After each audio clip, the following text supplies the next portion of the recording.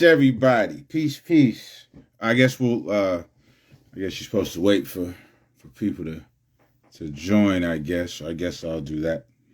Um Appreciate you all, spending some time with me here for quality time. It's been a little minute since we've been able to hang out. I apologize about that. But I'm glad anybody that hits the button to come check us out today. Today we'll be talking with really good brother, author Kofi. Um, he, along with two other authors, they actually wrote this book, Acting on Your Dreams and Visions, which is actually it's one of the books that I just finished reading. I probably finished this book like really, really recent, maybe like a week ago. It's a what's deemed in the genre of self-help books is what this is. It spurned, is that the word? Spurned? Kind of my rant about wanting to read self-help books that are written by Black authors, right? And, the reasons for that. And really, the reasons that I believe that can really be traced back to acting on your dreams and visions, which is something that I'm going to, talk to Kofi about as well. But you know how we always start off on quality time. We always talk about the book that I just finished reading and the book that I will read next. I actually just finished Man Heal Thyself. I finished this book I think yesterday, actually, to be honest with you. So just finished this one. I actually finished this one right after I finished Acting on Your Dreams and Visions. Two amazing books, two books that are kind of in the same genre of, self-help, health. Holistic health is Man Heal Thyself from Supernova Islam and Queen Afua, who, anybody who is kind of up to date and abreast in holistic health knows Supernova and Queen Afua. An amazing book. I just turned 40 pretty recently. So what happened is on my 40th birthday, I kind of leading up to it, I kind of realized that, I was kind of lost a little bit, right? So I wanted to read some kind of self-help books to help with that. Nobody really tells Black men how to grow older. We're always told that we'll die young. So when we get older, we kind of get into a moment where we get to an age that we didn't prepare for, that we didn't really plan for, right? Because, when you're told every day and every way that you can be told, when you're told that you won't live to see 40, right? Then you kind of don't plan to live to see 40. So I had to kind of go back into the books, kind of read some self-help books to kind of get my mind right a little bit. So that's the book that I just finished reading. And then, like I said, I finished Acting on Your Dreams and Visions. This one it's an amazing book. It's a collaborative book. And it's about, let me see here. It's about a good 100 pages. I think it's meant to be read numerous times. They've actually have a workbook that they just came out with to go with this book. I'll be getting the workbook as well. And then, hopefully we'll be able to talk to Kofi about putting together the workbook. And then they have classes that they're actually coming out with as well that we'll talk about too. This is a book that I'm going to get my child to read. Acting on Your Dreams and Visions. I'll get both of my children to read it, especially my 13-year-old, because these are the kind of books that I think that our youth can really benefit from. It shows the value of looking within for some answers, and shows the value of positive thinking, positive affirmations, and also going out and getting it. You know what I mean? Not waiting for anybody to give you a handout, going out and getting it. And I think that's something that we all can use, right? So without further ado, I know I've been kind of ranting a little bit. I ain't seen y'all in a minute, so I've been ranting a little bit. But we'll go ahead and bring my man Kofi up. We'll talk about some other books that he's written. He actually owns a publishing company too. And then we'll talk about acting on your dreams and visions. So it's often you're told and convinced not to expect to live. How do you even move through life with people who project that onto your spirit? Well, it's mainstream culture, right? Nobody close to me told me that I'd die before I was 40. My dad never told me that. My mom never told me that. My brother never told me that. But, mainstream culture tells you that, especially as a young black man. You're told, that 2025, you'll either be in prison or you won't be here anymore. And coming from the areas that I came from, that's what we were told, and that showed itself in a multitude of ways, right?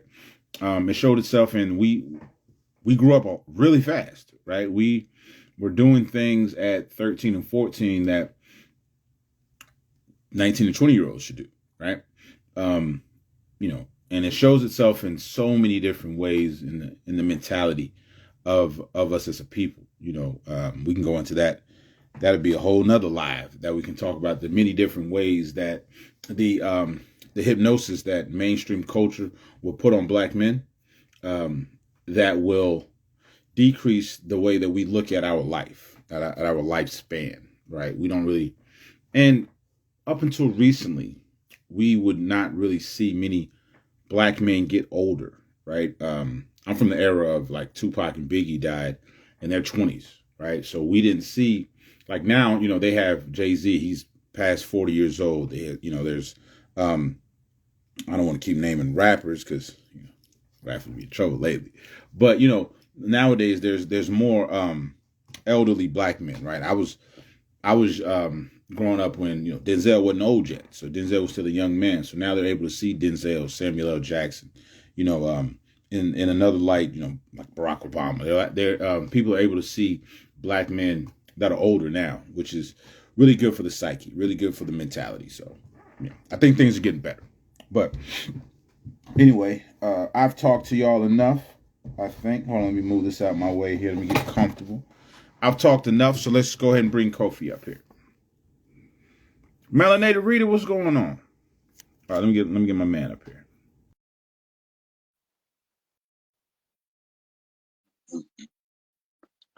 Right, let me see if we can get. There we go. What's up, brother? What's happening, Richard, man? How you doing today? I'm all right, man. Peace. How you doing today? Right, man. All right, man. Glad to be on your platform, man. And I'm glad you were able to spend some time with us today. I appreciate that. No doubt. Now, for people that I've always been familiar with you, but for people that may have not heard of you, if you don't mind giving us like a brief introduction. Okay. My name is Kofi Piche. It's a Ghanese name.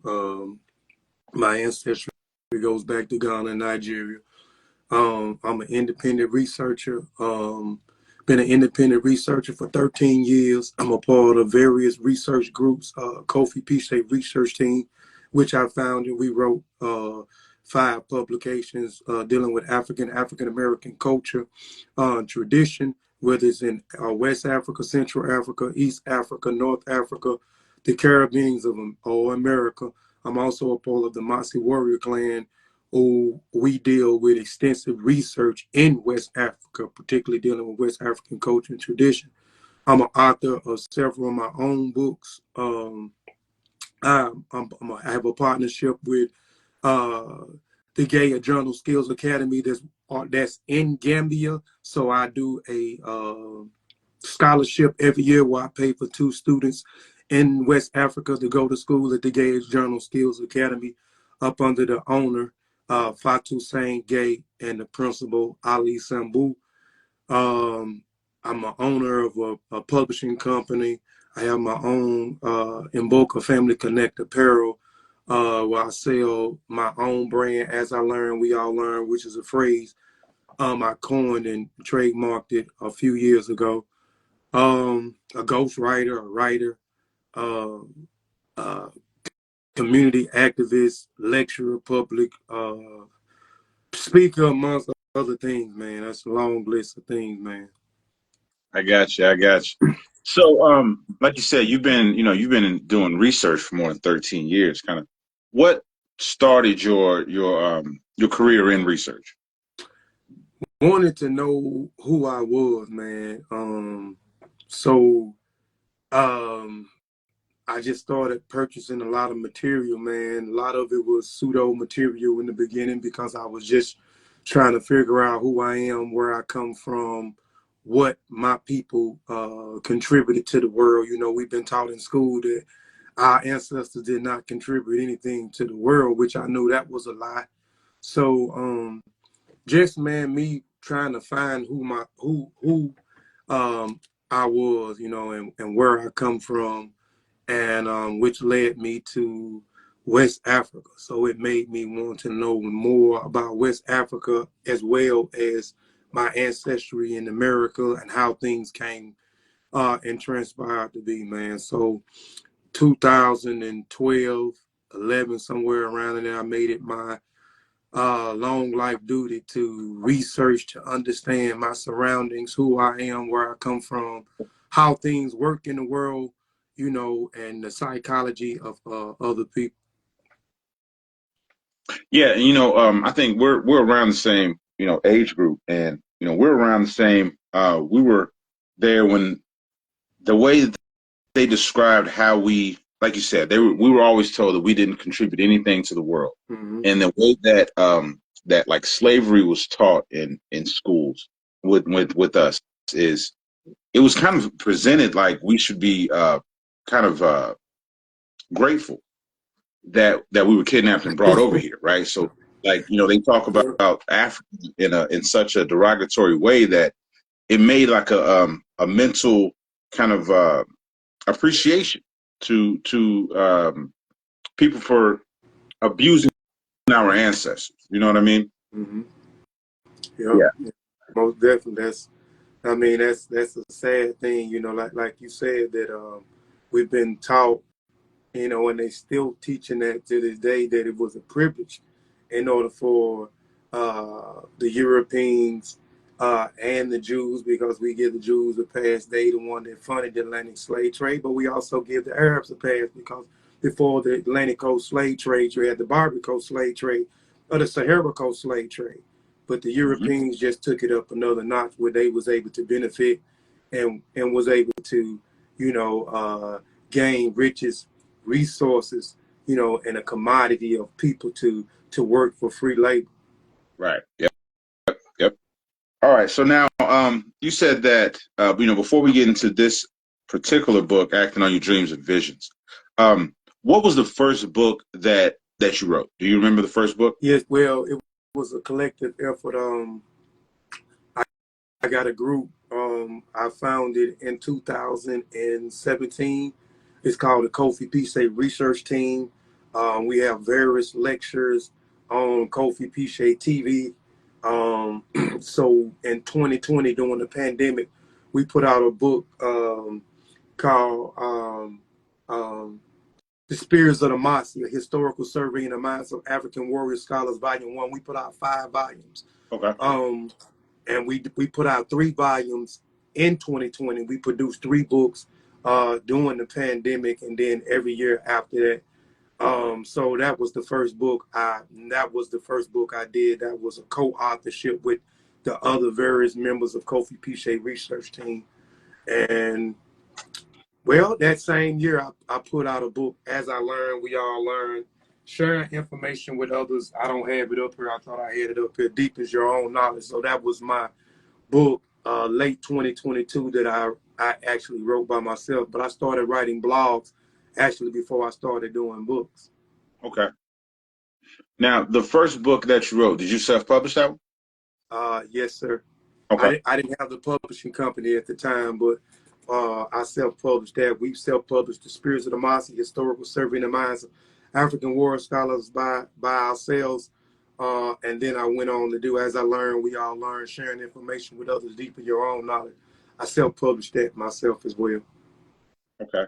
And you know, it's so interesting that that phrase, "As I learn, we all learn." Because one thing I always say is, each one teach one, and that's how we all learn. Because I think that's like the next level of kind of reading and knowledge of self. You start to, you know, of course, you go out, you buy as many books as you can, right? You eat up as much information as you can, because we've been lied to for so long. So then we have such a thirst for authentic knowledge, right?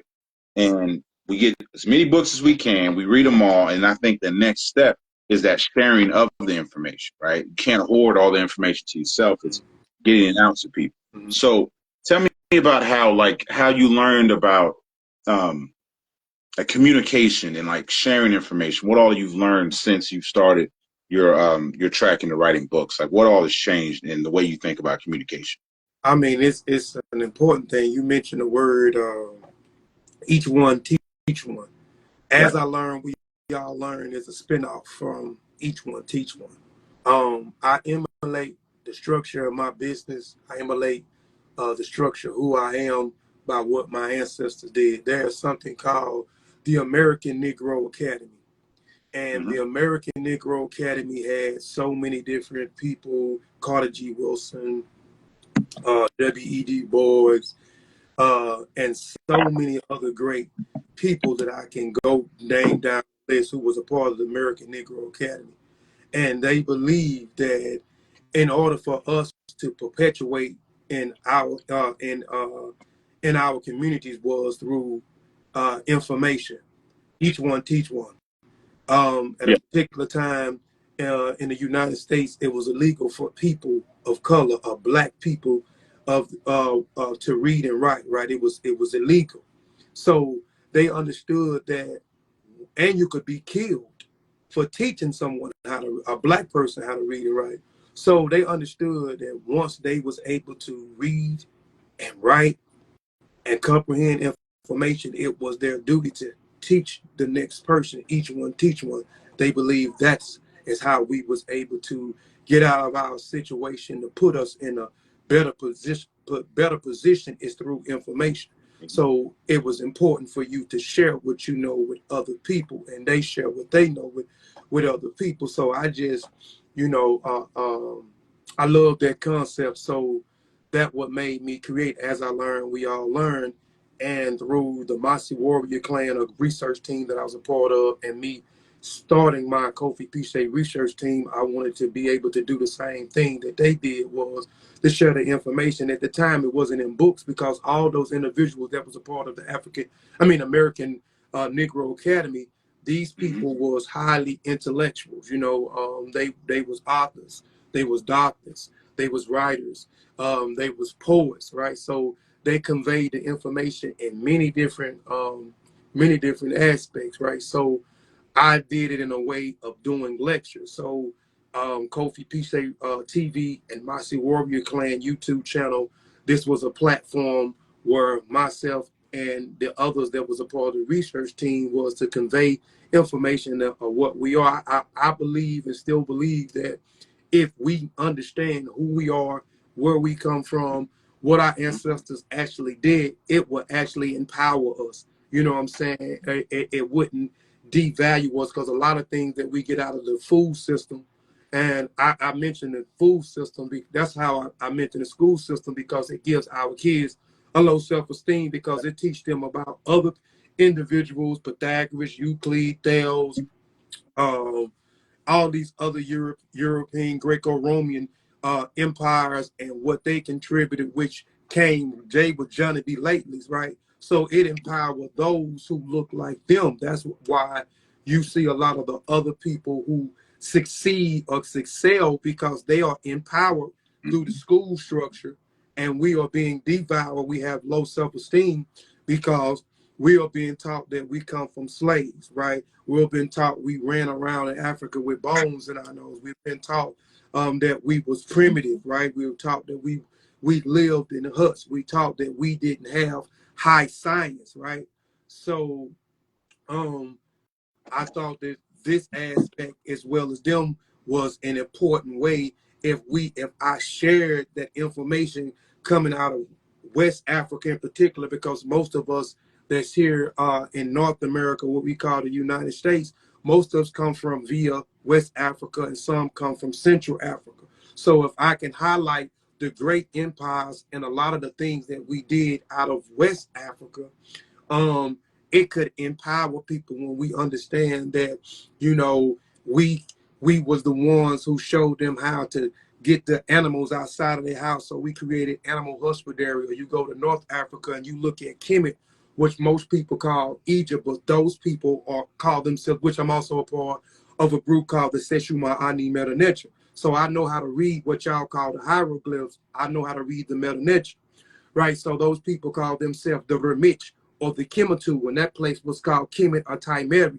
So when you look at the Giza pyramids of Khufu, Khafre, and Khafre, and you see how they are aligned with, they say, the Orion Belt, we understand that our people understood astrology, right?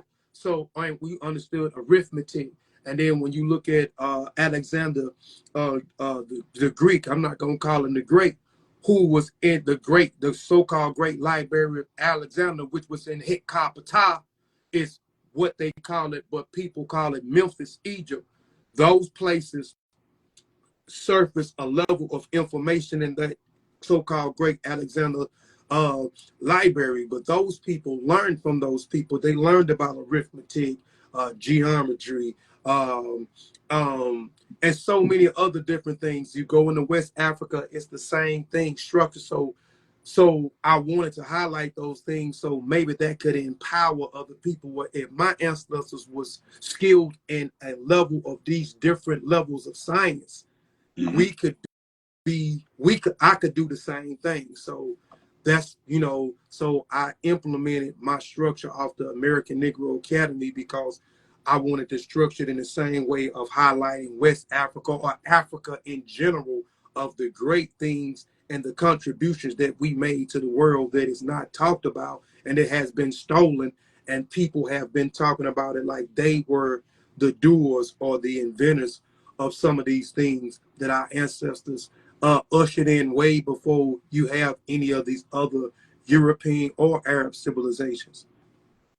Yeah, and like you said, about the food system, when we're not told about the greatness that we come from, it changes our expectations of ourselves, right? If we're told that we come from like you said, we from a primitive culture that had to be quote unquote civilized, right? Then they're telling you that we had to save you all from yourselves. It's like that's not accurate. Not only is that not accurate, that's not accurate, and you're still telling us that. So then, like you said, we have to be able to provide that balance to our babies, right? Because they have to know the truth, and we don't want them to get much older before they start to understand that they're being lied to. I want them to understand, Right. in the classroom, I want them to know this right here is not accurate. Yes, most definitely, man.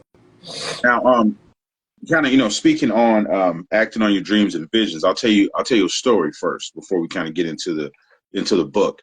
I turned 40 July 24th, a couple weeks ago, and leading up to my birthday, I remember kind of sitting back and being confused on exactly what I should do. Right, I remember having some of the same thoughts when I turned 30. It was like, wow, I didn't plan to be this old. I didn't plan to have options of what to do at this age. So now what do I do? Right. And I started to I started to get really, really sad about, first, not knowing many people that would turn 40 with me that I grew up with. And then kind of thinking like, well, what do I do now? Right. How do I structure this 40-year-old? Right. What is a 40-year-old black man supposed to look like? And then I started, of course, I went to the books, and I wanted to read like self-help, inspirational type of books to try to figure it out. You know what I mean? I started reading, a couple autobiographies, but then I came across Acting on Your Dreams and Visions. There were about 4 books that you've written that are on the same tree, different branch website that I had picked out that I wanted to read, right? And I wanted to read this one first. This was the first one I wanted to read, and the language that not only yourself, your 2 other co-authors wrote this book in was such a positive and kind of loving language that you used that really helped me mentally, and helped my mind to just kind of understand that, hey, first of all, it's no reason to be sad. Of course, it's a celebration, but then, to read this book and the love that went into it and the care that went into it really helped me out to kind of further on, pushing the Black Book Club and finding out what other ways that I can help our community. So I really want to thank you for putting this together. Appreciate it, man. Appreciate it. I'm glad you definitely enjoy it. I'm glad you read it, man, and that's the focus is, you know, I, I I like the support when people go out and be like, well, I believe in you or I know you, I'm gonna go purchase the book. I appreciate that, but the whole intent is for people to pick the book and read the book and hope that they able to grasp something and get something out of the book, and I'm glad you picked it up. I'm glad, even if it wasn't, you didn't do this interview, I'm glad you picked it up and you read it, you enjoyed it, and you got something out of it. And even if you didn't get nothing out of it and you didn't, I still appreciate you read it, and I would have accepted the criticism, the critique is anyway, because that's only how we able to get better is through critique as well. But I appreciate, man, that you enjoyed the publication. It's a really good book, and it actually helped my 9-year-old. I was reading it. He's a nosy one, so he's like, "What are you reading?" I'm telling him like, "Hey, he wrote this book. Him and two other authors wrote this book. They published it themselves. You really don't need help from anybody. You can do it yourself. Come up with an idea, put it out to the world." And now he's right now signing himself up for his YouTube channel. So that the kind of energy kind of goes from book to person. So he's definitely benefiting from it as well. Okay. No, I appreciate it. I'm glad to hear that, man, especially with the youth, man. That's something we definitely trying to get across too, man, is the youth, man. It's okay to still be a dreamer. Yeah. Don't kill your dreams. But it's also for the grown folks, because we talk about that as well, but also in the same sense too, for someone who's an adult to read it that has kids too, is don't kill your children's dreams, man, because we do that a lot. In a sense, we trying to hurry up and get them out of the house. So we give them that same speech. Go to school, son. Go to school, daughter. Get your lesson out. You know what I'm saying? Go to college. Get you a good job. You know what I'm saying? Buy you a house. The yada yada yada. The yada, which I call it the poor mindset, right? And then we're killing their dreams already because they want to do this and that, but we keep pushing them. No, that's not realistic. That's not feasible. Get you a job. Go to school. Get you a job. So we're killing and we're shutting their dreams down. So, that was something too, for the adults too. If you got kids, don't kill your dreams. For the children, keep being a dreamer, keep being a visionary, and showing people in the same sense how to, manifest, and materialize your dreams and what you envision, what I'm saying, for your life. Because a lot of people don't know how. A lot of people don't know the steps. A lot of people don't know the process. You know what I'm saying? A lot of people don't know how to take their dreams out of the invisible realm and then materialize it into in the physical realm, how to take their dreams and turn their dreams into goals, you know what I'm saying? And those goals into action items. So yeah. And the like you said with wanting to help the adults a little bit, right? It helps us really because and also helps the children by byproduct is it's really easy for an adult to get caught in the mundane day to day of just survival, right? It's easy for us just to get caught, wake up, go to work, come home, eat dinner, go to sleep, and repeat, right? And do the same thing over and over again for 40 years until you retire. And it's really easy to do that. And when you do that and, your children see that in some ways it's kind of killing their dreams too, because they're not seeing you go after any dreams. They're just seeing you do the day to day and they think, okay, this is what adulthood is, right? It's not dreaming. It's not doing work outside of our day to day, job. It's kind of just the day to day survival, right? And when you get caught in that survival mode, it can kill a dream really, really quick. Mm-hmm. Most definitely, man. So, yeah, man. So, I'm so happy, man, that the great reviews that we got from this book. This was something that I thought about last year, and then me and Sean we talked about it. and I wanted to move forward with it this year, man. And I was glad that we was able to, you know what I'm saying, put it out, because I'm always talking about dreams. I'm always talking about visions. I'm always talking about work ethics. I'm always talking about action. You know what I'm saying?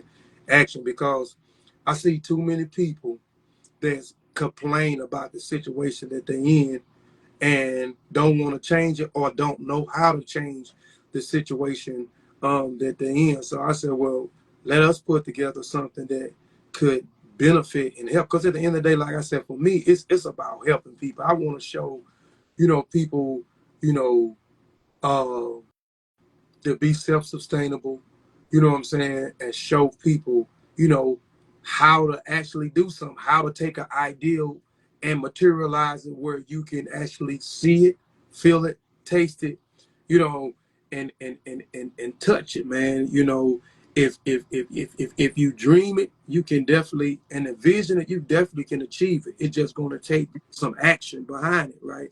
And the key word in the book is acting, right?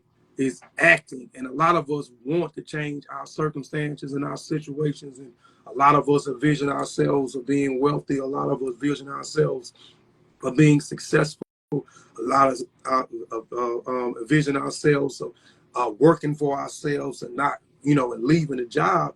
But, we want and desiring that. But, wanting is not going to get it, you know what I'm saying, until you actually commit, and change the verbiage of wanting to committing is actually taking action. That's all committing is taking action. And once you understand how that looks to take action, and that's steps, that's a process. So, once you create your steps and your process, and you start working or you start acting on that, that's when you're going to start seeing a change, and whatever it is that you envision for, you envision for yourself. But wanting something, man, you're going to continue to, again, it's desiring. That's all you're going to do is just be desiring and daydreaming about this and that. But until you actually start acting on it, man, It won't come. Yeah, exactly. Yep. Mm-hmm. It won't come to work. And, it's really beneficial to the kids too, because one thing I've seen happen is, these phones are so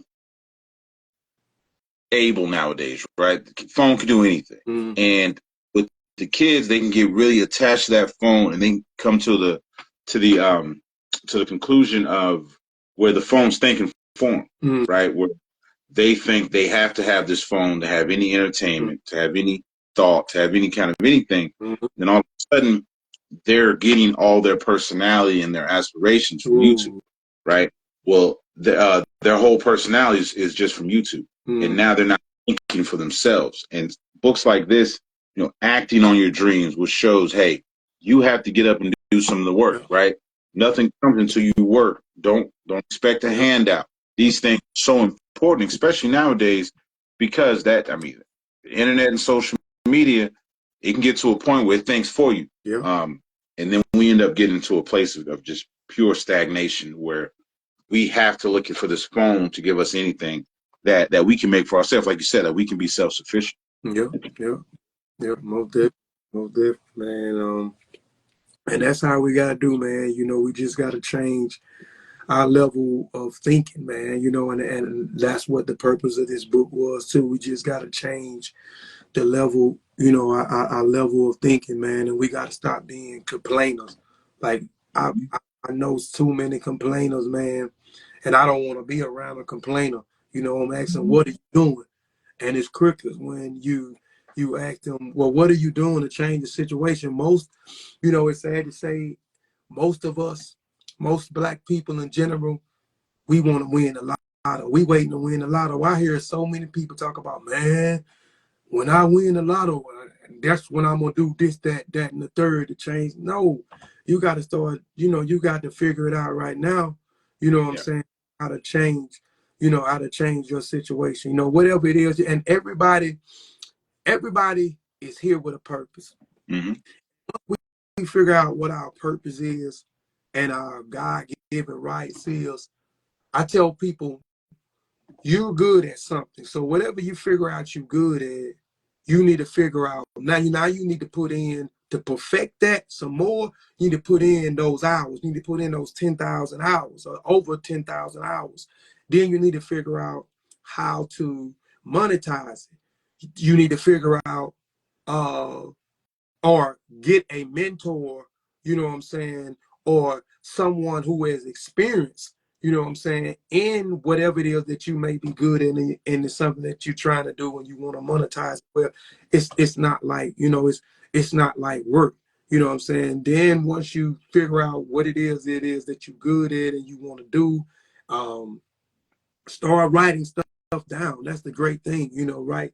Writing stuff down step by step on what it is you want to do today and where you see yourself at with whatever it is, on how to enhance your skill set, how to utilize this skill set, how to offer it, how to present it, you know what I'm saying, to the world, how to get people to buy in and believe in whatever it is that you're offering, you know what I'm saying, with your skill set, or how you can help others with your skill set, or teach people your skill sets and how they can benefit off whatever skill set or service is that, that you provide, man. So we all have a purpose. We just have to figure out what our purpose is and then act on that purpose, you know what I'm saying, by enhancing it, you know what I'm saying, with the necessary hours, surrounding yourself around positive people, surrounding yourself around people who are experienced, and paying, you know what I'm saying, at time, because everything in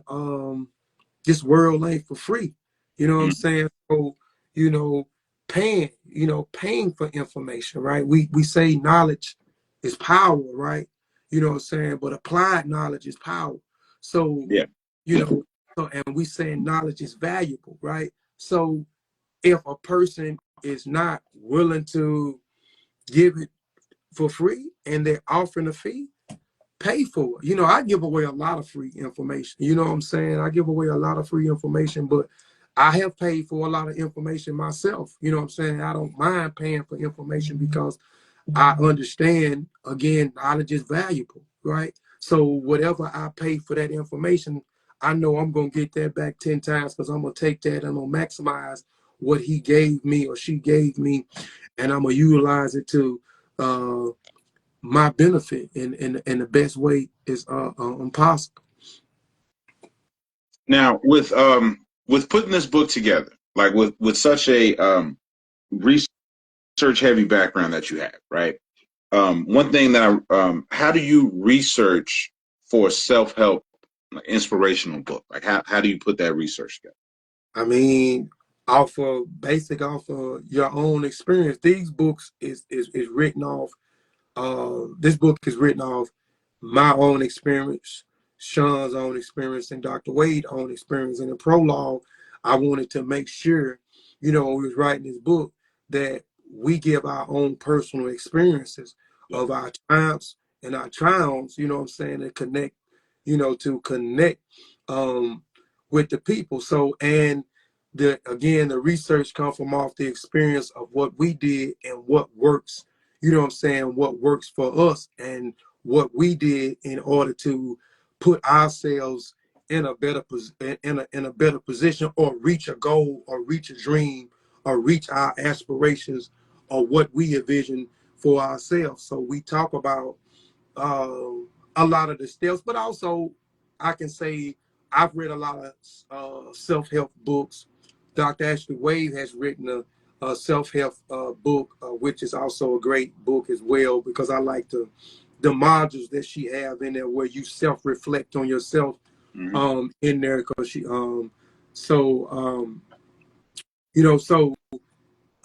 me reading and just some of those self-help book, I seen you mention that they're not relatable, and a lot of them are not relatable because they're in this field. You don't have a lot of Black people who write a lot of self-help books. Most of it is dominated by Europeans, right? And a lot of those things we can't actually connect with because that's not our background. Some of those things I can connect with. Every book, though, I don't, whether it's a Black, white, or whatever book it is, it's with me, I eat the fish and spit out the bones, right? I utilize the stuff that I can utilize out of it, and the stuff that I don't, I definitely just throw it away. But we give you a simple template of, a step-by-step process on how to, take your dreams and how to turn them into goals. That's one of them. So, and we give you a step-by-step play on going from A to Z. And if you do from A to Z, you may be able to materialize this, that, in the third if you take these steps. And this is what we actually did. And we took this step because everybody's steps are a little bit different, but they almost mirrors the same thing. My steps to get to where I'm at was a little bit different than Dr. Wade's. Dr. Wade's steps was a little bit different from Sean's, but they also kind of mirror each other when it comes to the steps. You know what I'm saying? Taking it and writing it down, jotting down what you want to do. I want to do this. I want to reach out to this person. I want to be in this room. I want to buy these. I want to buy these books. I want to pay for this information from this person. I want to get me a life coach over here. In this aspect, I want to go over here and train over here. I want to go to school and then get this education for that before I do this and that and the third. So a lot of the steps is basically mirroring the same. So that's where most of it comes from. The research comes from, our own personal experience, but as well as other self-help books from the past, from on my side, when I approached it, when I write it, but most of it came from my experience, what I'm saying, and what actually worked for me and the things that I went through and the information I paid for, or the internships that I did with people and the information that they passed on, or me looking at certain people and how they moved, and me being in close proximity of these people, and this is what they did, and I followed those same methods, and I arrived at the same thing, but I had to going back again. It was the action item. It was the work that I actually had to put in, because I can say what I want to do all day and write it down step by step from A to Z, and this is where I want to arrive to see myself in 3 years. But if I don't act on it and stay determined, then I'm still gonna be where I was in the beginning. Now, you start your part of this book with an African proverb, right? I'll read it right now. One cannot stop sleeping because of the fear of bad dreams. Mm-hmm. And then you talk about, like you said, you speak about a very personal trials and tribulations to achieving your dreams, right? And one thing you talk about is procrastination. Mm-hmm. Now, with somebody who does so much, as you've spoken about, in your intro and that we've talked about here, somebody would probably not believe that you ever struggled with, anything as far as getting out and getting out the mud, and procrastination, doubt, self-doubt, things like that. So what made you kind of want to pull that veil down and kind of expose that truth about yourself, and kind of tell me what it felt like putting that truth on paper and then just getting it out to the public? I mean, it for me, it feels good. I'm the type of person, I don't want to be put on a certain pedestal. Like when we do interviews, me, Sean, and Dr. Wade, for whatever it is we're doing, they speak highly of me, and I appreciate that, but I don't want to be put on no high pedestal. I don't want nobody to think that I'm this perfect person or I'm this successful person. Hey, I'm just like you. I go through trials and tribulations all the time, just like the other person. And I have never always been in this mindset to be a go-getter, or work. So I always had self-doubt about myself. I still have, and I'm still working with that, where I have self-doubt about myself. The procrastination part has always been a key element. Fear has always been a key element. How people gonna receive me is my thing is how people are always gonna receive me, how people gonna think about me. Should I do this? Should I do that? You know what I'm saying? So fear has always gotten in the way. Procrastination, I'm gonna do this tomorrow, and then tomorrow come, or I'm gonna do this next month, and next month come and I never do it. So I wanted to show you know, and let people know that, hey, look, everybody goes through this, goes through procrastination. Everybody goes through fear. Everybody goes through self-doubt, right? But that's, you know, but you can get through it, you know, if you change your mindset. So that's why in the book, I talk about Amalbi. So I talk about, you know, because I look at everything from an African perspective and an African worldview. So most of my books, I don't care what I'm writing. I'm always going to have some type of African proverb. I'm always going to have an African folk tale, African folklore to kind of connect to people, because that's what we did in our natural state. Well, that's how we talk. You know what I'm saying? The griots is taught through folk tales and folklore, right? To connect with people. So I talk about fear. So I talked about how he was fear, but in actual that folktale, him leaving his community to go out into the world to conquer his fear, because he battled with fear. And he went in this community where it was a monster. But this story is allegorical. We talking about him conquering his fear. So I wanted to tell a folk tale in an allegorical sense to connect with people, you know, with this young African boy going out to the world and how he was able to conquer his fear. And as he stood head to head with fear, that monster that the whole community was fearing, It got that so much it got smaller and smaller and smaller. So, you know, you have to become that warrior.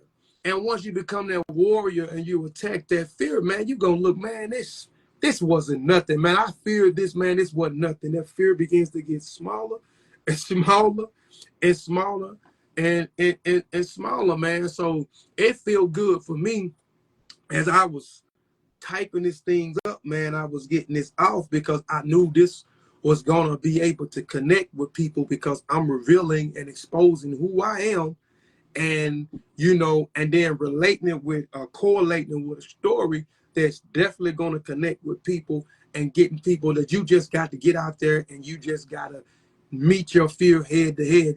You can't get anywhere, you know what I'm saying, unless you got to move on it. You got to act on it, and you can't let self-doubt, you can't let fear get in the way on it. You got to meet it head first. You got to suit up.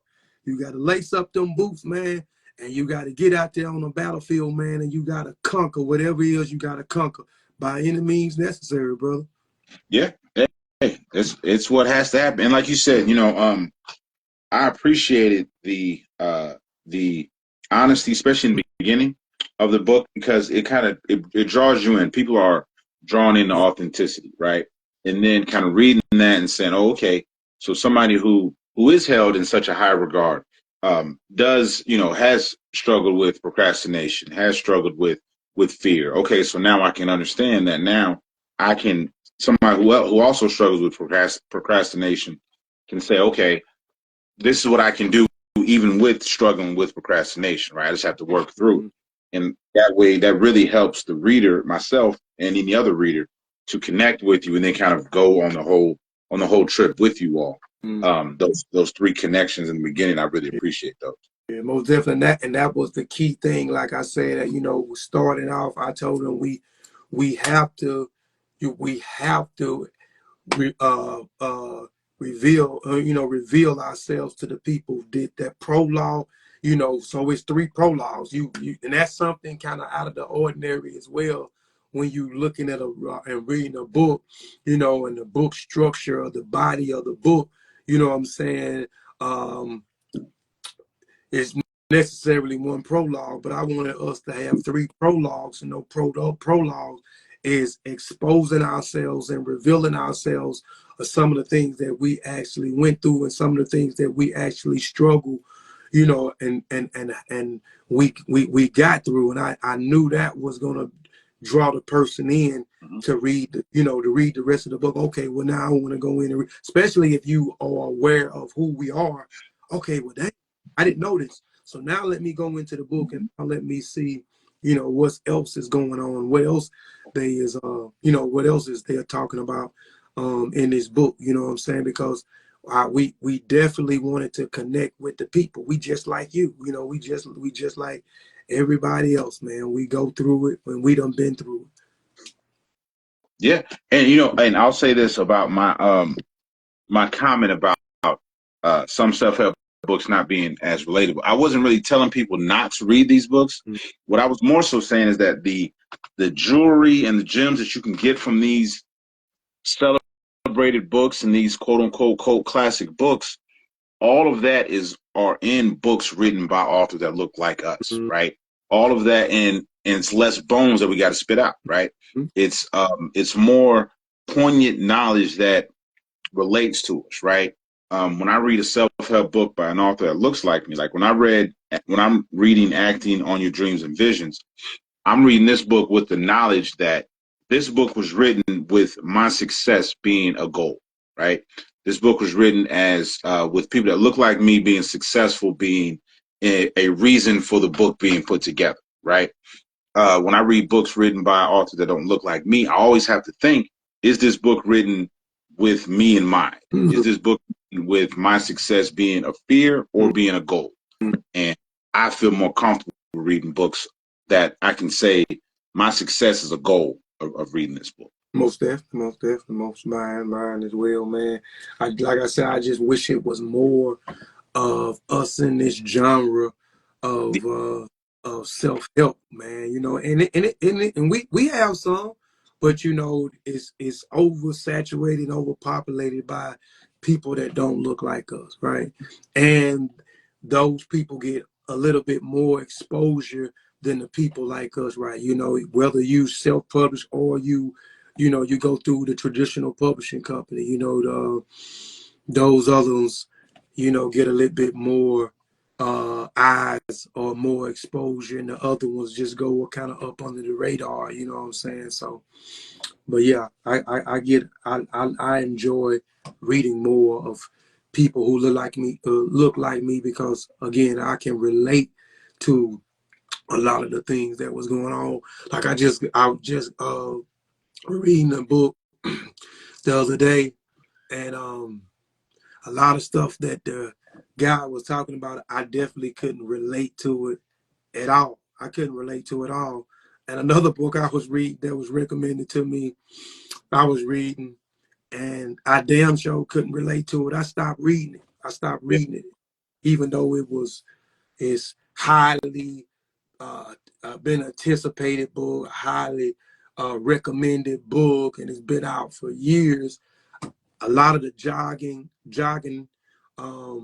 a lot of the stuff in it, I just couldn't relate to it, and a lot of it was lies. And what I mean by a lot of it was lies that relate in certain cultural experience to relate to whatever it is. That's not my culture. Yeah. When you're talking about, that's not my culture. I can't.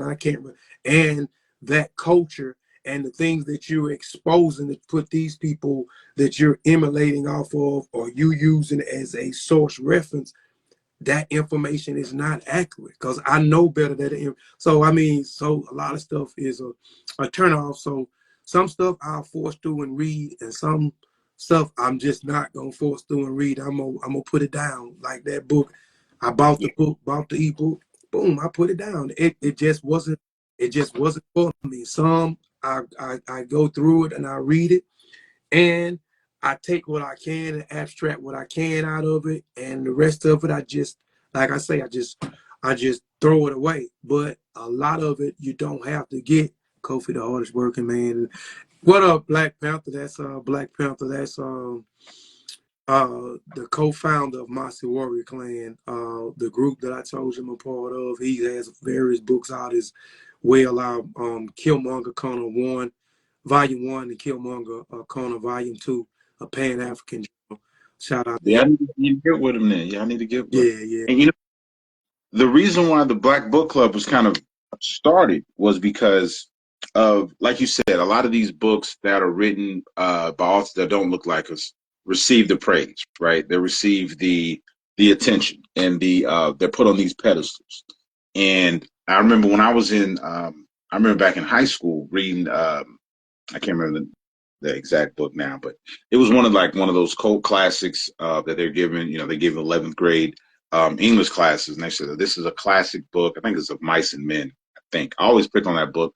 I think that's what the name of it. But anyway, I remember reading it and I didn't like it. Right, I didn't relate to it at all. And I remember thinking maybe I don't like reading because this is a quote unquote classic book. This is what my teacher's saying. This is one of the 10 best books ever. And then thinking back to reading other books written by other authors don't look like me, that they said these are quote unquote classic books, and saying, well, I don't relate to them, so I must not relate to books, because if I don't relate to the best quote unquote best books, I don't relate to books at all. And then it took years down the line when I came across a Toni Morrison book. I was like, oh, I relate to this. So then I started to realize it's not books it's the authors I'm not relating to that are, pushed in front of me. So I was like, well, we have to put some kind of balance into the world to where we can say, okay, if you don't like, this cult classic book, if you don't appreciate that, we have this book that is written, that is another alternative that maybe you relate to this one more. Maybe it is not that you don't like reading books you don't relate to.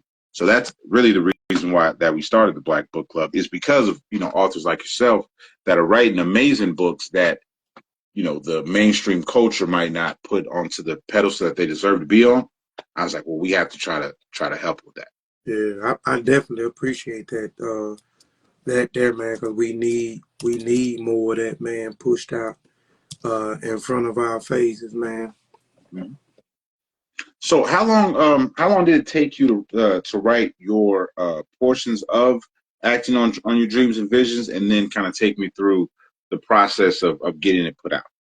Oh, man, maybe 3 months, maybe 3 months to complete the whole project. But it took me, man,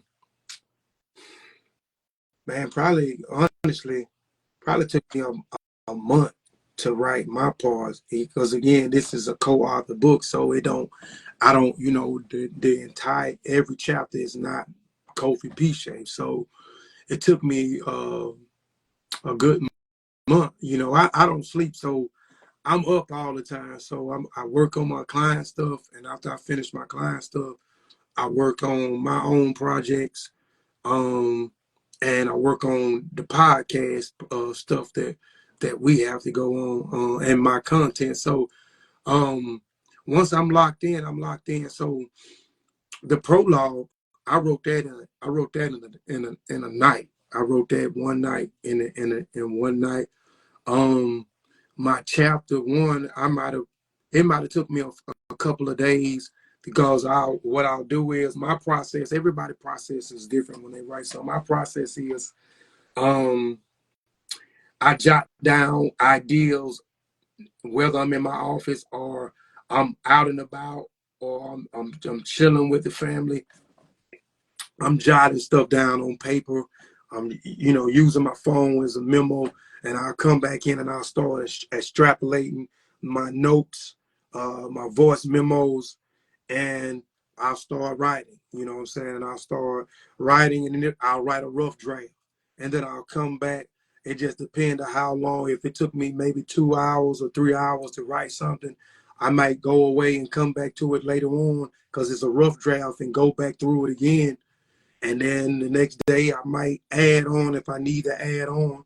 And then, and start cleaning up as I go. So as I'm rereading things, I might clean up something, or I may add things as it comes later on. So like I said, a total of a month, because I had the prologue, chapter 1, chapter 3, and chapter 7. So a total of a month to do my parts for it.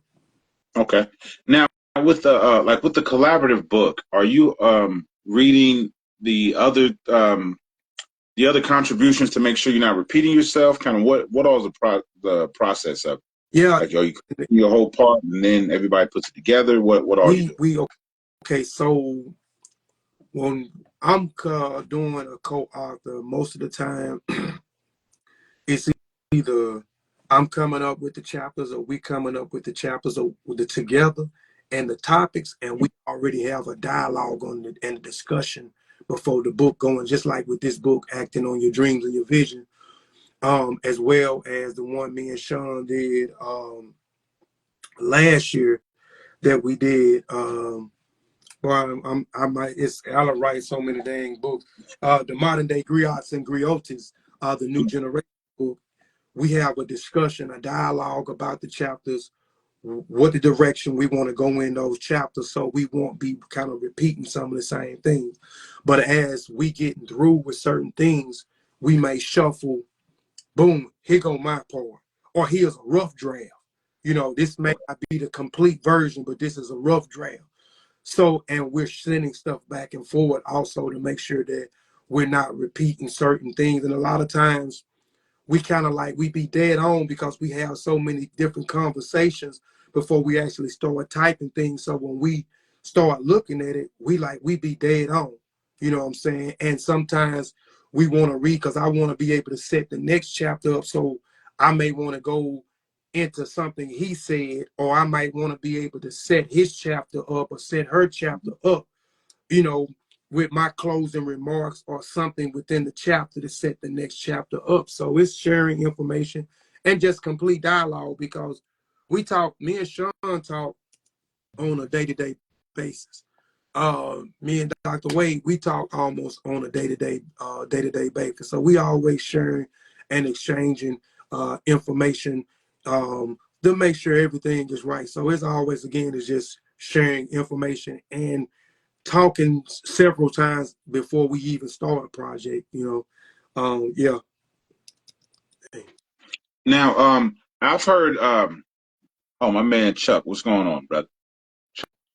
Chuck Classic Literature. All you do is listen to Nas all day long. Peace, bro.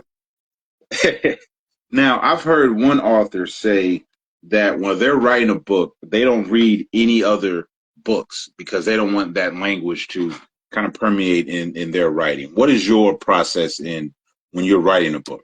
Well, it's different. Like I'm a writer, so I don't write just one genre. A lot of people I have in the past, but I do more than just writing historical nonfiction. That's my lane, you know what I'm saying? Because I come from out of the research era.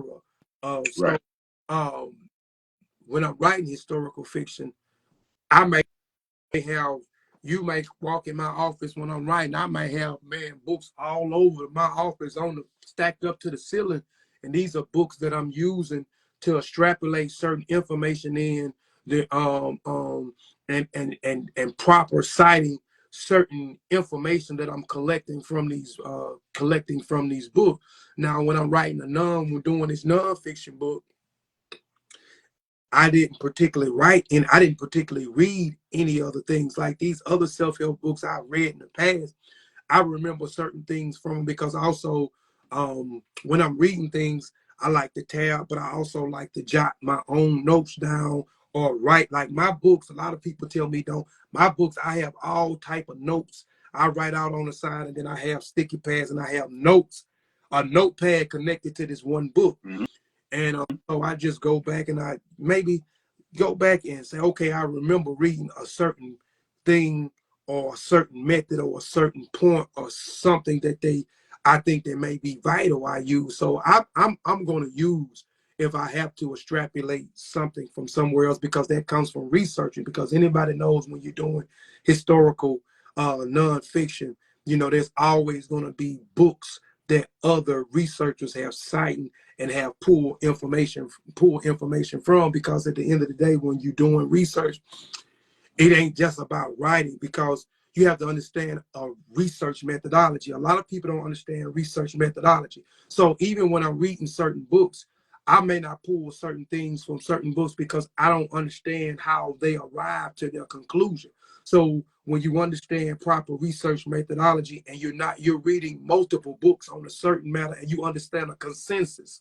So what is the consensus saying? And what is the agreement to this? And what was the steps and the methods went in order for, and the hypotheses in order for them to arrive to their conclusion to say what they have said, right? So I want to know from A to Z. So once I find that out and then I look at both sides of the coin, because you got one may be speaking of it in this regard and another speaking in this regard. So I'm having to pull and read from this and then come to what the popular consensus is, and Right. making sure that these people are who they say they are in a certain field, right? So if you were astrophysics and you're writing books about astrophysics and how things came into existence and particles and all these other different things, and then somebody else is saying the same thing but view is different, I want to see how they came to their conclusion, and then what is the popular consensus. So the popular consensus is saying, saying the world was created through one singular denser point, and it exploded. This is the popular consensus. This person is going with string theory. I'm just using this as an example. So, but I'm always reading, but but it's just mostly depend on what I'm reading. Like, and then like when a poetry book come out, I'm reading other people poetry books. I'm always looking and reading and studying certain things, you know what I'm saying? Because I wanted to influence me in some type of way, but I'm gonna put my own identity on it, right? Or I want to do something, okay, well, this work, or they did this and I know not to do that. That didn't work. So, but it ain't just reading, it's looking at, I'm a publisher, so I'm looking at layouts, I'm looking at fonts, I'm looking at how stuff is worded, I'm looking at if it's blocked, I'm looking at how it's cited, I'm looking at all those types of things. And I guess that's just the publisher in me. So I'm always looking at material when I'm finna put out a new project. That's just me. Okay. So, kind of going off of that, who are some of your favorite authors? Ooh, I have a lot of them. A lot of them, I don't think the Instagram world may be privy to. I come from I don't know if you know about the conscious community. I come from the conscious community. I've been a part of this so-called conscious community for a long time. So a lot of mine are John G. Jackson, John Henry Clark, Dr. Ben, Asa Hilliard. Those are my favorite. A lot of my favorite authors. Some of the current, Toni Morrison. You mentioned Toni Morrison is one.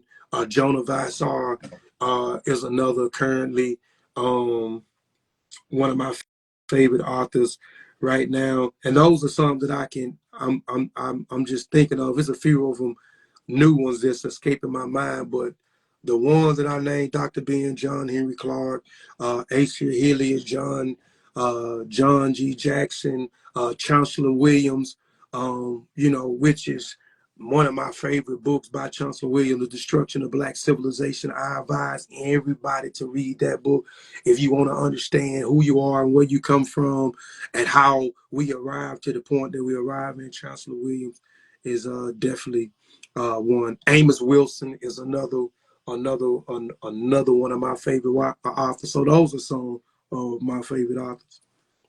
Okay. Now, do you remember when you kind of realized that you wanted to be an author? Yeah, when I started writing blogs, I started on YouTube 2014. I started with a group, the Seshu Ma'ani Meta Nature. And again, that group consists of scribes. So we took a class, and this class developed into this group. We took a class on how to understand. My goal and my objective is I want the people to speak for themselves. I want the ancestors to speak for themselves. Even though I was reading a bunch of stuff about written by Arabs and Europeans, which is the whole another story on why you have majority of books that are written by European descent and Arab descent when it comes to our culture and our tradition. But there are some writings out there and stuff that has been left, that has been written in our ancestors' tongue.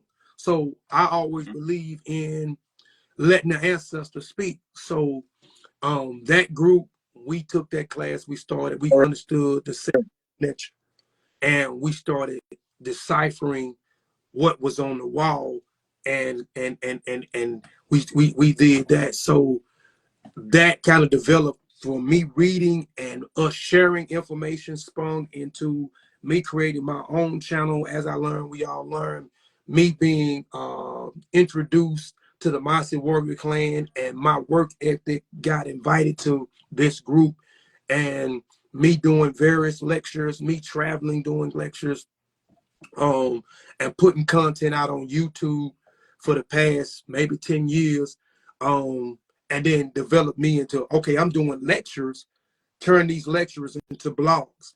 So I created Kofi Piche Written Composition, which is still up, and started writing blogs. And from blogs, I was like, man, I wanted to do books. But again, the fear kicked in. Well, I didn't want to write a book by myself. So with my group, the Kofi Piche research team, and all of us on my channel, we're every Saturday and Sunday, we're putting up lectures for the people. And this is stuff that we're pulling, and stuff that, we studied, for a long period of time, us traveling to and building relationships with people. So we put out the first book, Spears of the Mossy, Historical Survey in the Minds of African Warrior Scholars, Volume 1. And that's how it came about, from the lecturers, from lecturing to blogs, and from blogs to writing books, because I wanted to be able to, again, going back to the American Negro Academy and going back to the people that I named, these people have wrote various books and contributed to changing the mindsets of people that look like us. So I wanted to be able to do the same thing and translate my lectures and translate my blogs into books. So, maybe 2019, I definitely knew I wanted to be an author, but I just didn't know how about going to do it. So it took trial and error to do it. People who said that they was going to help and do this, that, and the third, they do it. So I just had to put in the hours, and I had to look at tons of YouTube videos. I had to buy a few books. I had to reach out and pay for certain type of information. And we was able to put out Spears of the Mossy, which was a trial and error. And we just started putting out more books. And then I was like, hey, I want to do a publishing company. So I want to show people, I don't want people to be like me, about to pull their hair off and people saying, hey, look, I'm going to help you do this, that, and the third. All you got to do is reach out to me. I'm going to show you. I'm going to give you the game. I'm going to lay it out to you. I'm going to help you through the whole process, then show up. So I wanted to put out a publishing company and help other people as well. So, and do consulting as well with my publishing company. So I started my own publishing company. So I had to put in the hours. I had to reach out to someone who was already had a publishing company. That's what I mean. When you want to do certain things, you have to pay for information. You have to put yourself put your face in a place. You have to reach out to other people who are already experienced in that area and has become successful in that area, right? So, and if it's a fee attached to it, you got to be willing to pay for it, right? So that's what I did with my publishing company. I reached out to Penn Publishing, and I started paying for information, developed into a friendship. I get an internship, so I did that for a year or a year and a half, and then after I got everything together and got the business side, where I thought I was good at. I announced my publishing company. I went live with my publishing company. I got went through the necessary step to get, my LLC, and other things that I needed in order to be a publisher, because I wanted to publish other people's books that look, and also for me, it's important that other people that look like me publish books. and to provide a high quality service at a low price, because going every other places, they turn your mouth out, you know what I'm saying, to publish, and also show that you can do it yourself. You don't have to go through the traditional publishing company where you may be rejected. A lot of times we submit things and that's not what the publisher are looking for, the agent of the publisher, traditional publishing company are looking at, or it comes with different stipulations. So for me, the best route for me is self-publish, because I want to be able to do whatever I need to do with my intellectual property. I don't want to be able to be marginalized or stifled, saying I can't do this with my intellectual property, because a lot of people get locked in those traditional publishing companies, and you might get an advance. You might get some more exposure by going on TV or going on a book tour, booking this, that, and the third. But you have to share your intellectual property with the agent, right? You have to you have to share you royalties. You might share it. Royalties might not be right. You might be locked in with them, and you might have to sell some of your rights. So now you look up your books on other platforms, and you not getting a piece of the cut because you have sold majority. So it's so many different things. So for me, self-publishing, that's why I promote self-publish. And even though self-publish authors or even smaller publishing companies don't get the recognition, people rather, a lot of people, it's crazy to me, it upsets me at times. I can be on certain platforms or on my own platforms, and I'm promoting the stuff that I got going on. They'll ask me, is it on this and that? And I'm telling you, go get it directly from me, because you don't understand the percentages. Even on these other places, the percentage, the 60-40 splits, and the 70-30, that's trash. So some of them even worse than that. Yeah, some of them worse than that, right? So, and a lot of people, they'll, on what is it on this, that? No, it's over here. It says Same Tree Different Brands Publishing.com. But I understand though the misconception too with Black ownership, Black businesses, right? We don't trust each other, right? Yeah. So, man, I don't know if I get it off of them, man, I might not get it. My track record speaks for itself. My business been in existence for 4.5 years. I have no complaints. I have all great reviews on there. Before I even came to I only been on Instagram a year and a half, and I had made great leeway with being on Instagram. I was a part of another community where I was a popular community on that, but that community got too toxic for me. And Instagram is a better platform because there are a lot of more people that are book lovers, in a sense of they love reading. They love reviewing books. They love highlighting people. They love telling what they got out of it. They love telling what's bad about the book. So this was the place for me to come in with where I could better market myself and market my company to get more or maximize my company more and get more exposure, even though I had exposure over here in this field, but I need more exposure over here because it's better over here in this field. So, but I understand how the reservation comes when we're patronizing another Black person. But I always here to show people too, even with my short period of being on Instagram, everybody that has come in contact with me that has some type of service, provided some type of service or some type of product, Black owned, I bought it. Didn't hardly know these people, I bought it. If somebody say, I know Kofi, and that they are a business owner, they have some type of service, I done got it, whether I needed the service or not, because I want it reciprocated back, and I want to show people that you can trust other Black owned businesses, even though there is a misconception out there about us scamming and scheming and other Black people. You have other business owners who practice and understand business morality. That is one of my main goals, is practicing business morality. So I understand what business morality is. So I'm not going to scam you. I'm not going to cheat you. So whatever I give you or whatever I'm offering you, you definitely going to receive it, and it's going to be an equal exchange. it's not gonna be a robbery. You're gonna feel good once you receive my product or my services. It's an equal exchange at the day, and I'm not gonna offer it to you if it's not at the highest quality and you're not gonna get anything, anything from it.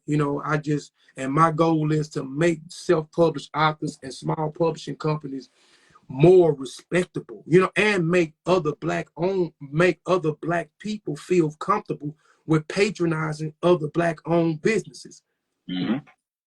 And I always tell on the reader side, I always tell people on the reader side about how we have to be very responsible as far as where we're getting our books from, and we have to understand our role in the grand scheme of everything. Right?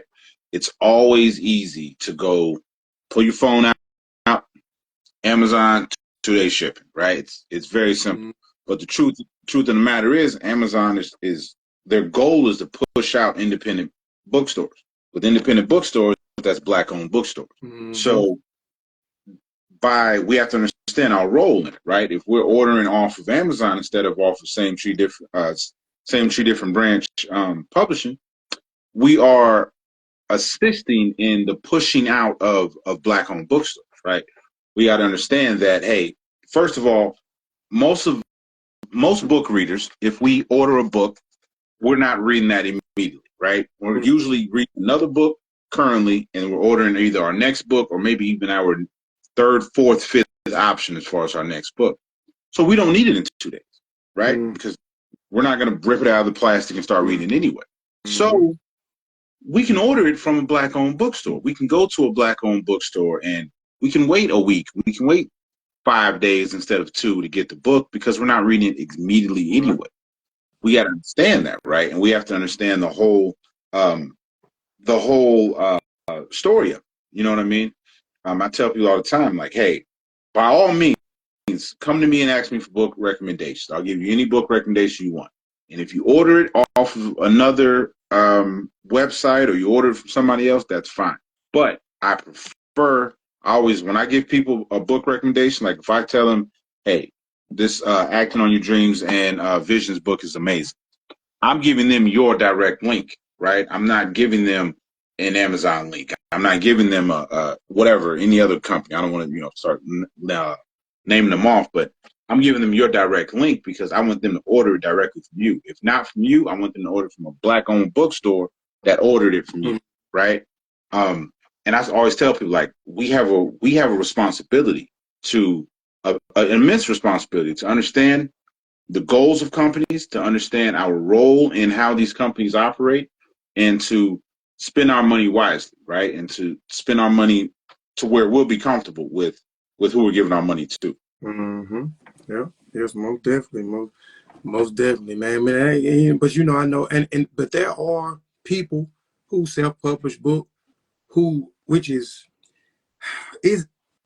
it's crazy to me, and because I see it all the time. Like I said, I'm a publisher, and I have clients who come to me and they publish a book, and I run everything down to them. I even run the numbers down to them, and even I can get you. I'm gonna get you on Amazon. I'm gonna get you on Barnes and Noble. I'm gonna get you in Walmart. I'm gonna get you on Target.com. I'm gonna get you in every print-on-demand company out there that I can. It's over the next couple of 3 to 4 months, you will start seeing your book on every print-on-demand company. But this is the splits. So instead of telling them, get your books, buy your books wholesale, and then create you a website, one page. That's all you need, one page, and sell them yourself and mail them out. If you don't mail no books off, so you have people who refer them to, and that's cool. If you liking somebody or somebody, you see a book and and they talking about the book or somebody talking about the book, and you hit that author up, and that author say, man, go to Amazon. By all means, go to Amazon, because you do have authors that's not willing to ship out and really not want a return. Really not want a return. return. But it don't make no sense if you're gonna spend money out like that and you don't make your money back and you make a return. It just definitely, to me, it doesn't make sense. But a lot of times it's just a bucket list for people, or just for people to say there's a book out. But you have people who are truly adamant about writing and reaching people and wanting people to read your intellectual property, and trying to benefit off these things to fund other different projects. You know what I'm saying? They are the ones that building websites and selling their intellectual property off, off sale, even though they're not mad. And I ain't mad neither. If you go to Amazon or you go anywhere else, I ain't mad. That book reached you, and if it did something to you, that's at the end of the day, that's all I want. But at the same time, if you say you for me and you want to support me and support what I got going on, everything out here ain't for free. So a lot of times when you see me doing certain things, the money that I'm making more products, or I'm making my products better. You know what I'm saying? Or I'm able to provide other services to help other people along the way. It's not about me. I take my money and invest it back in something where I'm helping other people. So you see what I'm doing with the money.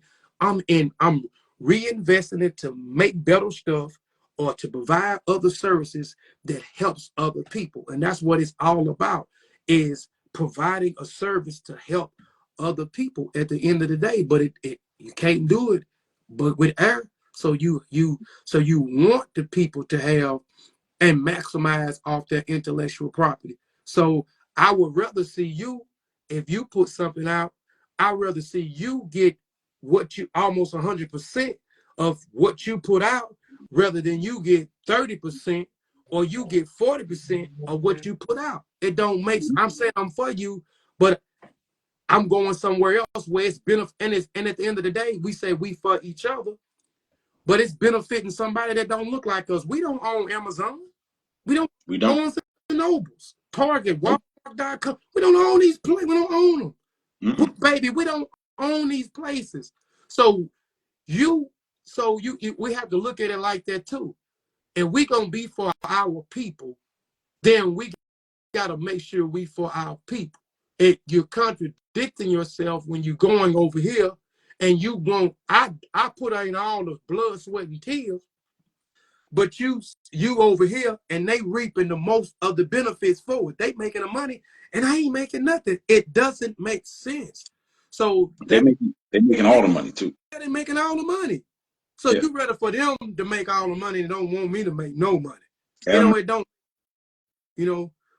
so, and that's my job, is I'm trying to make that. So where I started wearing my little shirt today, I got a little movement called Patronize the Author Directly. But if they tell you to go over here and buy, go over there and buy. But if they say, nah, brother, I'm going to send you the link. And I ain't going to tell you no lie and tell you I don't go to Amazon. I go to Amazon, and it'll be amazed at some of the authors I reach out to don't even respond back. Mm-hmm. So, hey, look, I tried. The next best thing on the phone or on my computer. And I'm getting it. Yeah. I tried. I tried. And you guys reach out and be like, yeah, hey man, hit a link. I appreciate that. Like right now, I'm Wallow 267. He has a book for to get ready to come out. Mm-hmm. I'm going to see him in New Orleans. And with his thing come with the book. But I'm finna patronize he got a website. He pushing pre-orders right now, and he has his own website. And he's and he wants his money. He wants his money for his intellectual property. He's got to split that when I go see him at the Baldwin Company. He got to split that with them. So I'm gonna buy his book twice at the Baldwin Company because it comes with the ticket. And I'm ordering his book off his website today because I want to patronize him directly. And because I understand what it takes to go into producing a product for the people, and you want to see a return on what you put in. So you can able to do other things to help other people. Yeah. Like you said, we have to, when we say we support each other, we got to support one another holistically and completely, right? We got to be able to like you said, we got to be able to trust one another. I always hate when I see, people post, like on Facebook recently, I saw a friend of mine post, I tried to support a black owned business and it failed. And it was a story about them buying like some peaches from somebody. And I asked him, I said, brother, how many times have you bought something from, a white owned company that didn't work out, that you just moved on? You didn't make a Facebook post about, you didn't rant and rave about it all, you didn't text all your friends about it. You just moved on. You might have lost $5 and you said, well, I lost that, and you went on about your business. I'm not excusing people for having for bad business, but I'm saying how we react to things matters, right? And I said, did you talk to this person directly? Did you talk to this company directly? He's like, no, I didn't. I said, well, you didn't give them a chance to make anything right. Like, you just went on a rant on Facebook. I said, now that rant on Facebook, because they put the company's name on it, they did the whole thing. I said, now that's going to make other people further not trust that company, where we could have reached out to them and they might have made things right. I said, I've ordered from Nike.com and they've sent me the wrong shoes. I'm going to make a statement about that, because that's a white-owned business. I said, that's a huge business. That's a problem. But if I order something from a brother and it doesn't come out right, I'm going to reach out to him at least directly first and say, hey, can we fix this one-on-one? I'm not going to make a big post about it. And that's one of the things that we have to do on a case-by-case. We have to be more empathetic to one another and more, like you said, I'm honestly wanting one another to succeed, even if it means succeeding more than we have seen success. You see what I mean? Mm-hmm. Yep, most definitely, man. So, talk to me about the feedback from acting on your dreams and visions, like the initial feedback, and then how that feedback led into the creation of the workbook and the class to go with the book. Man, like I was saying earlier, man, the response for the book has been crazy, man. Great feedback, and great reviews, far as people not knowing like where to start at. So, or the book being relatable, and that was the main key, relatable. Like, as you mentioned on one of your lives, and as you mentioned earlier about, reading other books that don't look like us and we can't actually connect, or it's not relatable, or you're not talking to me. So, the relatable part, we got a lot about, and just the actual revealing the certain circumstances we went through, how we came out of the certain circumstances that we went through, and the steps by steps, man, the step-by-step process, what I'm saying, what that looked like, what that entails. And from the reviews, we had a few people who mentioned about it. Man, it'd be dope to have a workbook with it.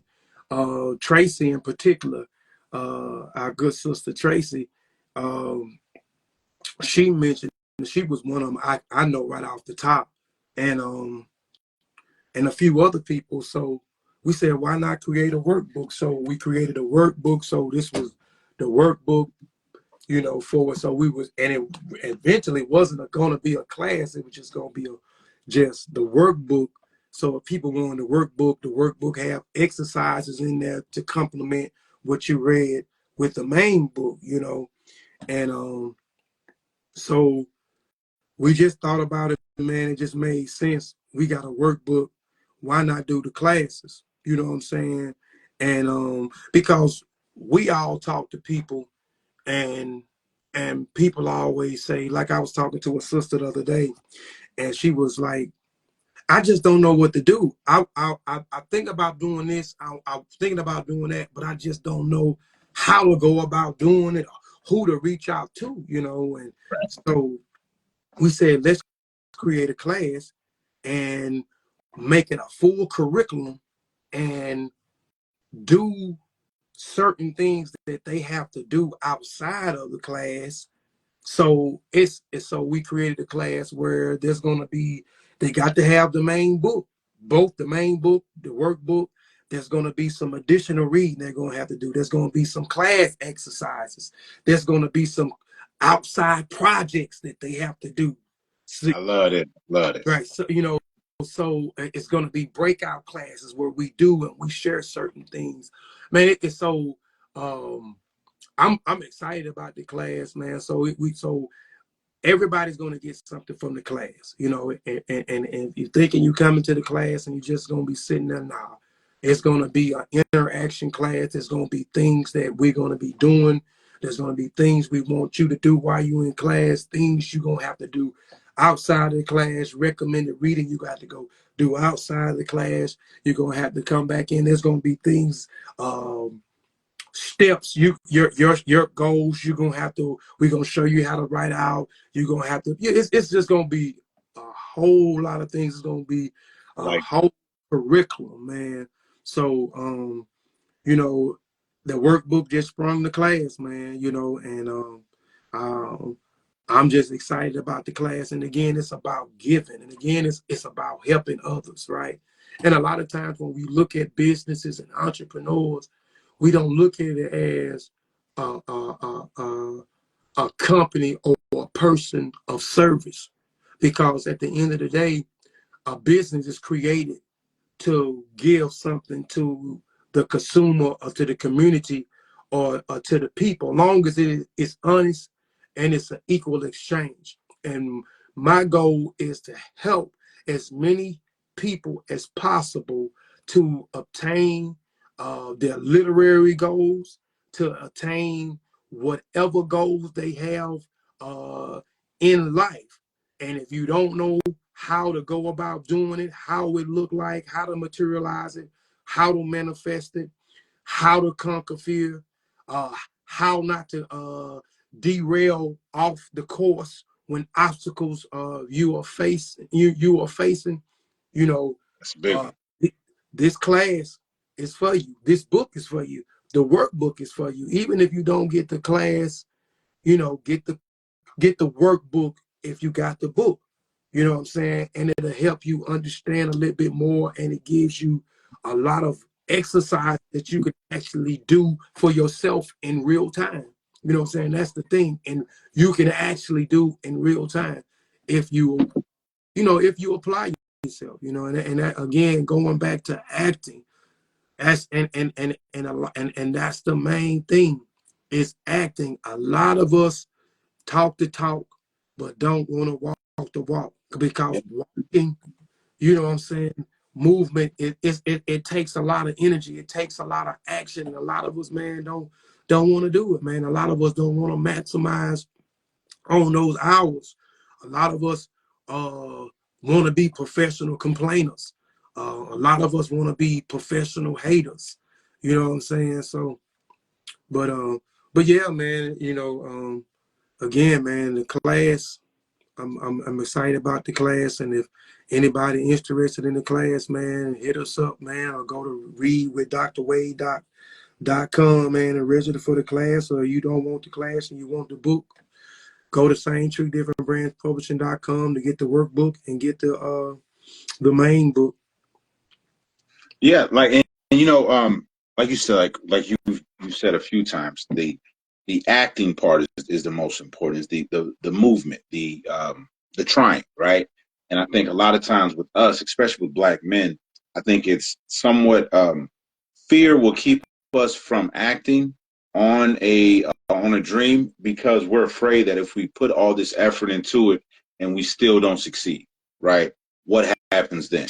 And I would tell people, like, hey, that might happen, but if you don't do nothing, you're guaranteed not to succeed. Right. So the action of it is the effort, right? And it you have to do it, because if you don't, you're guaranteed not to succeed. And I think sometimes failure is a little bit easier to accept if you don't think you tried that hard.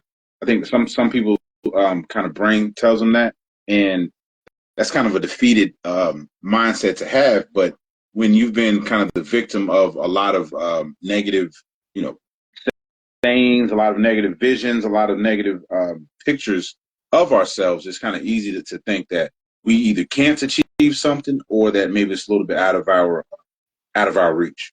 Yeah, we definitely can. And even if you try, man, and you don't see a lot of the people that we look. That's why I like reading autobiographies too. I've read a lot of autobiographies in my life. And a lot of people that we champion and a lot of people we revere and we look up to, and they gone and we still speaking their name and we're keeping their name alive. A lot of these people have failed horribly. Million But times, yeah. they kept but the thing was they kept going. You never know if you can achieve something if you don't try, right? Mm-hmm. And my thing is, I tell people all the time, you know, if you're not willing to try, you just gotta stop complaining. You gotta stop complaining. And I tell people all the time, you know, get away from me if you're complaining. If you're complaining, if you're not trying, what have you done? Have you tried? What are you doing? What are the steps you're taking now? What are the steps you have tried in the past? Crickets. It's nothing. So it's no need of complaining about nothing if you hadn't tried to do nothing. You know, so only you can change the situations. And that's something that we just got to get out of. We got to get out of the mindset of waiting on somebody to come and save us. You can only save yourself. You got to save yourself. And whatever you dream and a vision for yourself, that's your dream and your vision, you know, and I say see it through. See it. And I'm not going to say by any means necessary. See it through, you know, more in a moral sense. You know what I'm saying? Because I know people say by any means necessary, and that means you'll do whatever it takes to get to where, and that means if you got to backstab your brother and your sister to get where you. So, you know, I try to choose my words. So do it in an ethical way. You know, I say in an ethical way, man. But you can achieve it. You just have to do it. We are the intelligent people in the world, but we just been brainwashed to believe that other people that don't look like us is smart. And again, it goes back to the school system. But not only goes back to the school system, and I'm not trying to bash or hurt anybody else, to what we've been believed in when it comes to religion. Because we've been pushed with Abraham was white, Isaac, Ishmael was white, Moses was white, Jesus was white. You know what I'm saying? All the prophets was white. You know what I'm saying? Which don't make no sense when you look at the 4 river points, the Gishon, the Pishon, the Tigris, and the Euphrates. The Gishon and the Pishon is the White Nile and the Blue Nile in North Africa. And the Tigris and the Euphrates is in Northeast Africa. Makes up the 4 river points of the so-called Garden of Eden in Africa. So we that those people that inhabited that area look just like me, were African people. And you say that these people were white. So it's a lot of things that we have been brainwashed with. That's why I'm saying we have to change it. Carter G. Wilson says, we get 2 educations. One that is given to us and one that we give ourselves. Now we have to go back and reprogram. We have to throw all of what we learned in the food system out.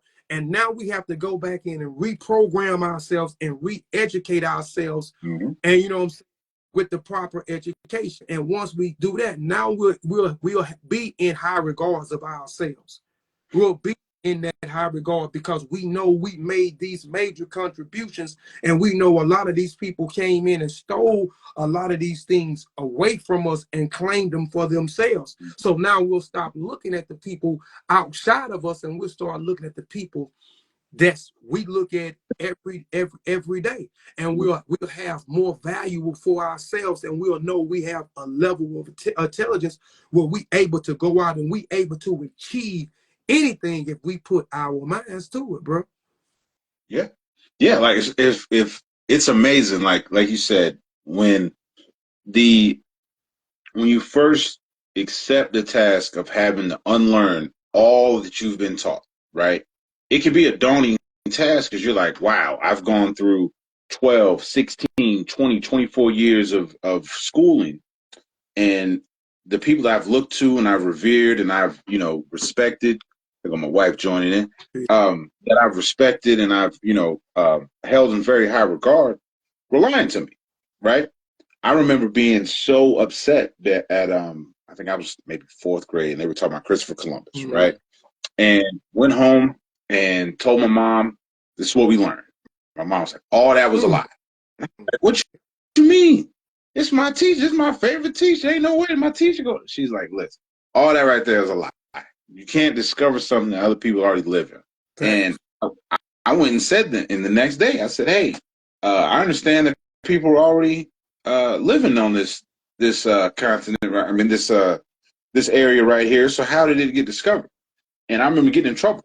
And so just that the intentional lying that we have to go through, and having first of all know that we've been lied to, accept that truth, and then go through that task of unlearning and getting books by authors that look like us, going all the way back to the beginning and having to reteach yourself. It's something that can be.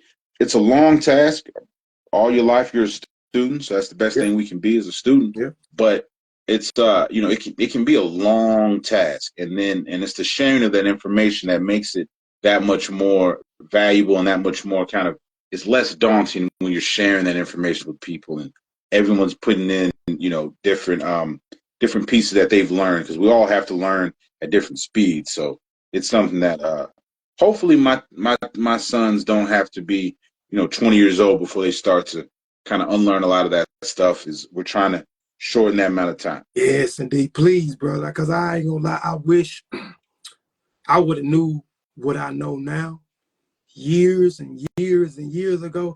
I would have been way ahead of the curve, man. I'll be honest, I'd have been way ahead of the curve. But but I understand the era of me being my age. There was not a lot of resources out there for me or my family. Well, I'll say for my family at this time, it wasn't a lot of resources out there. So they didn't know themselves. They was only going off of what they was taught, you know what I'm saying, growing up in their household, and what they was taught when they went to school, and what they was taught when they went to church or they went to the mosque. But it's our responsibilities to make sure our children don't, so my son is ahead of the curve. My daughter is ahead of a curve on certain things, right? And I hope that the things that I taught them and the things that they see me do, it's continued to spill off when they leave and they go out into the world and they have their own, they have their own kids. They able to guide and show them and teach them the correct information when it comes to us, and they continue to have a mindset of their self-worth and their value and what they actually supposed to be doing for not only their family, but what they supposed to be doing for the community, you know what I'm saying, by helping others as well, and giving back to the community, not building and not, building and not not destroying, but also showing people,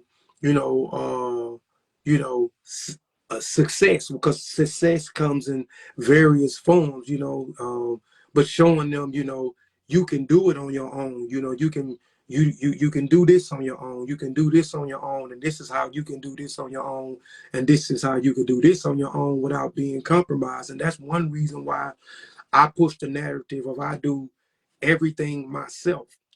Everything, all of my businesses I do it myself. I can go out and do this, that, and third, and get a contract over here or get an agent over here and that. But I know what that comes with, and I'm not going to compromise who I am and the integrity of my integrity and the integrity of my company and the identity of my company, by selling out just to get a little bit notoriety or just to be attached to this brand, attached to this person, or attached to this company. I can do it myself. Do the slow grind And the slow grind is going to get me where I need to do because I got the know-how, I got the tenacity, I got the will, you know what I'm saying? I'm determined and I got the work ethic and I'm going to get to where I need to get and I'm going to show that and I'm going to be a reflection for the people in my community and I'm going to be a reflection for the people around me and I'm going to be a reflection for my children and my wife. Now, with you having the class, right, and with you being with you all having the class, and with you all being so intentional on sharing information and speaking to the youth, and teaching the youth, I have a question for you. Um, talk to me about the importance in the presentation of information, and like the communication that is used when you present information in a teaching manner, and to a younger audience. Well, simple. And we try, like the books that we write, even the lectures that I do, or even if I go do public speaking or something, the method is to be simple and relatable as possible. I don't want to go, especially with the youth, if I'm going to speak to the youth or going to present some information to the youth, I want to look like them. So I want to be relatable. You know what I'm saying? I want to be simple. I can talk because my palette is wide when it comes to word because I read a lot. So I'm not going and overusing big words to make myself sound highly highly intelligent. So I'm looking like them. I'm speaking like them. I'm using jargon and the jargon and they use. I'm using everyday incidents that may happen in their community to kind of tie in to whatever it is that I'm actually trying to convey to the people because I want to try. I believe that's how you keep that connection with the youth. If you're relatable, where you're looking like them, you're talking like them, you're using examples or incidents that things that they actually seeing on an everyday, you know what I'm saying? They're seeing on an everyday basis and bringing it in and drawing it in with information, you know, to help them excel or see something, to see something different. You know, like my Ubuntu Youth foundation that I have. I forgot I'm a producer. I produce music. So that's one instance of drawing people in is hooking them with the information. I wear the chains. I wear the clothes. I talk like them. You know what I'm saying? Everybody loves music. Draw them in through the entertainment and then usher in these nuggets of information, right? You know what I'm saying? And, just and leaving it there. Some going to get it right. Some going to get it right then. Some going to get it later. Some going to get it next year. But it's, drawing them in by, again, by the lingo, the talk, the look, you know what I'm saying? And not just, going in and, and making you and making them think that, you looking down on them and you better on them. And even with how I structure my book and my layout and my font, is I do it in a way where it's an easy read, where it's not intimidating. The words, you know what I'm saying, it's not intimidating to the people, even with the method have I developed now is creating books where it's not intimidating far as 300-400 pages, because majority of my books I have wrote has been 350-400 pages, and that can be intimidating to people. So when you write them in 100, 125, maybe 150 pages, it's not that intimidating. But we try to keep it at 100 now, even though my new project coming out gonna probably be about 175. I couldn't help it. I had to, but those are some of the ways that you could do. I mean, some things that I do in particular, and how on my method in conveying information and teaching the youth. And and the reason why I asked that is because I was talking to a brother recently. He's a barber, and you know we always have barbershop arguments. And I was always telling him that like we have to be very, very mindful in the way that we speak to the youth, right? The people that are a little younger than us, because we cannot expect the youth to continue listening to us if we speak to them in a disrespectful Yes. tone, right? Yeah. A lot of times, I'll talk about, like, I'll post. I always like to use music to reach the youth, like you talked, right? So I'll post that I'm listening to, a Lil Durk song, or a hoodie with the what's my man name with the hoodie. Hey, Yeah, hoodie or something. I know what you talking something about. like my man with the hoodie. But like I'll post that because I want the youth to understand I'm listening to what they're listening to, right? I relate to them. I'm wearing a necklace. I'm wearing a hoodie. Right. And all these things are intentional because I want them to know I'm on their level, right? That I care about, right? That I'm not going to be disrespectful to them, because I remember being young and when rap music was first like really getting popular, and the older people coming and telling us, "Hey man, that music shit," and then that would cut off our mind listening to them, right? That would end our kind of positive communication, even if they kept speaking. I'm now not listening because you've started the conversation in a disrespectful tone, and we have to remember that when we're talking to the youth now. Like, yeah, some of the music I might not be a huge fan of, but I'm not willing to let the music create a distance between me and the youth that I'm trying to talk to. I'm not willing to let them pants being tighter than mine, or be a reason that I can't tell them about, hey, we need to really be mindful of the way we treat Black women. I'm not going to, say, hey, man, your pants are too tight. And then now when I try to talk to you about being respectful, you're not listening because I wasn't respectful to you, right? So I always tell people we have to be very mindful in that. So I really appreciate like how you talked about being very intentional on making sure that what you're doing reaches the intended audience. You're not just talking to hear yourself talk. You're trying to create change in these people's lives. Yeah. Hey, well, man, I'm finna have to go, man. I got a meeting in about 4 minutes, man. That's all right. I gotta go get a haircut, so I understand, my man. All right. Well, man, again, bro, I appreciate but what would for having me on your platform, man. I really appreciate you on your platform. And if you need anything from me, bro, for real, man, just reach out to me, man. You know what I'm saying? And whatever you need from me, if I can do it, brother, I'll definitely get it done for you, man. Hey, likewise, man. I really appreciate you spending some time with us, and yeah, we'll schedule time, and then we'll talk again in the near future. Okay, man. All right, man. Hey, I really appreciate you, my man. Peace, man. Peace. Peace.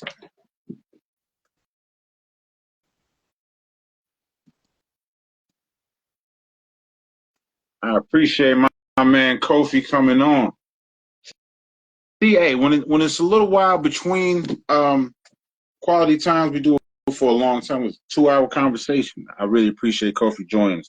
Like I said, I do have to go get a haircut. Y'all can see I'm in need of it, right? So I go get a haircut. My man James has texted me about 10 different times telling me that I've missed my appointment already, so I got to go start an argument in the barbershop so I get my haircut. But I appreciate you all joining me today. The book is Acting on Your Dreams and Visions. You can go to sametreedifferentbranch.com to order the book directly from Kofi. Like we talked about, be very intentional in your support. Order the book. He has other books that he's written as well. His daughter actually wrote a book that's on the website too, so you can check that out. But we'll come back. We'll have all of the different authors at the same time talk. We'll have Dr. Wade. We'll have Sean and Kofi talk about putting this amazing book together. Again, I'll show you Acting on Your Dreams and Visions. This is the cover right here.